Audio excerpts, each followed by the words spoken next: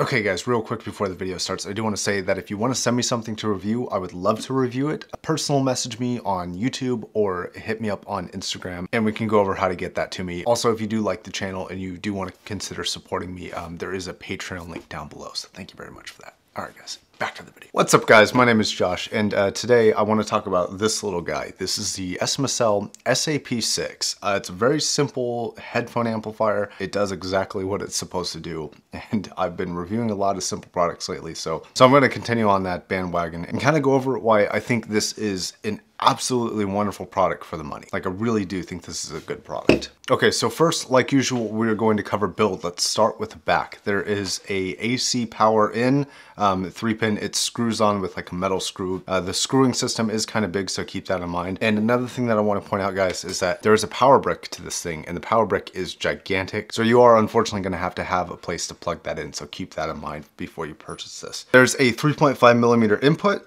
going around to the front. It's all metal build, by the way. It's pretty solid built, doesn't rattle, doesn't feel tinny or anything like that. It just feels pretty solid. There is a toggle power on, power off switch, which everything needs toggles, man.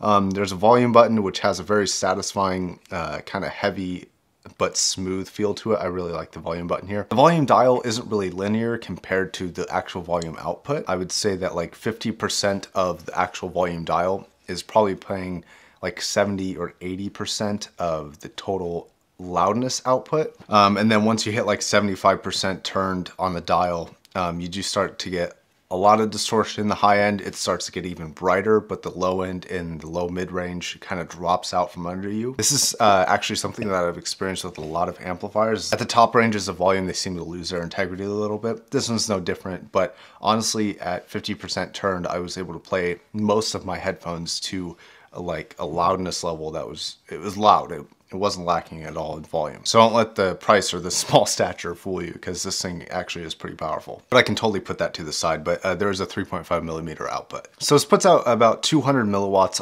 I think it's at 16 ohm, I may be mistaken. If not, I'll put the corrected specs here. And honestly, I was able to power most of my headphones off of it. I did the M1060s, they were fine. The M40Xs, the SHP 9500s, the 668Bs. It sort of fell apart with the AKG K712s, the Bear Dynamic DT 1990s, and the T50RPs were a joke. Then that kind of gets us into sound. First of all, there is no noise floor on this thing. You can turn it all the way up, complete silence, even in really efficient headphones, and that's awesome. I hate background noise, I hate hiss, I hate buzzing, I hate it all. It's got a very clean sound, it's very analytical.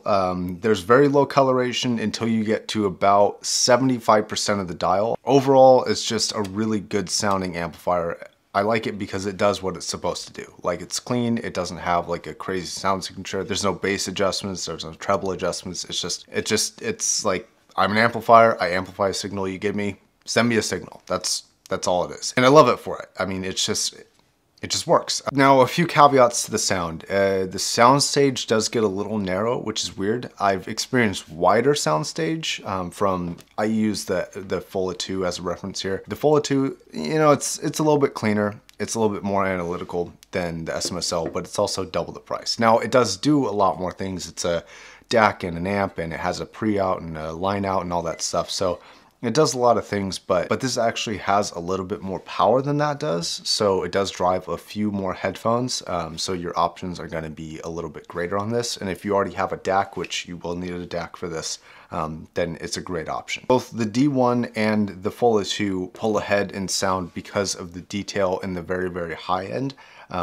I noticed that this didn't really have a lot of detail up there. It wasn't horrible. It wasn't what I would consider to be like a detriment. It wasn't lacking, but it is something to point out. It was able to do the low and mid range very, very well. Even the upper mid range and like the low high range, it was able to really handle that. Basically like the upper limits of like vocal ranges. So like anywhere between like 5 to 8K, and then after like kind of 10K, it does start to drop off a little bit in clarity. But the majority of your music is going to be just fine, and it wasn't, like I said, it wasn't horrible. It was pretty good still. And then I think it's a simple device. There's not really a whole lot to talk about here. It's a wonderful deal, especially if you already have a DAC.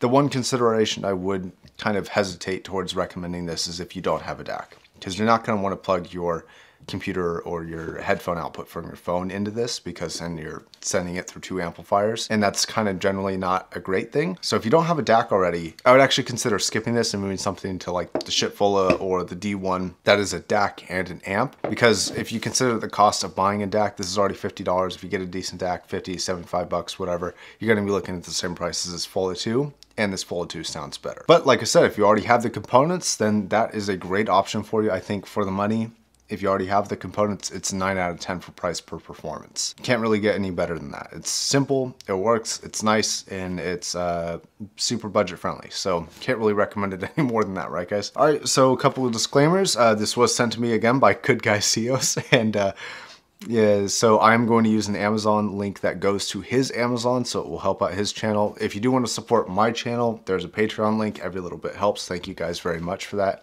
as well as a bunch of recommended products, including headphones, amplifiers, all that sort of stuff down below. You can check that out too. Until then, my name is Josh. I will see you guys in the next video. Peace.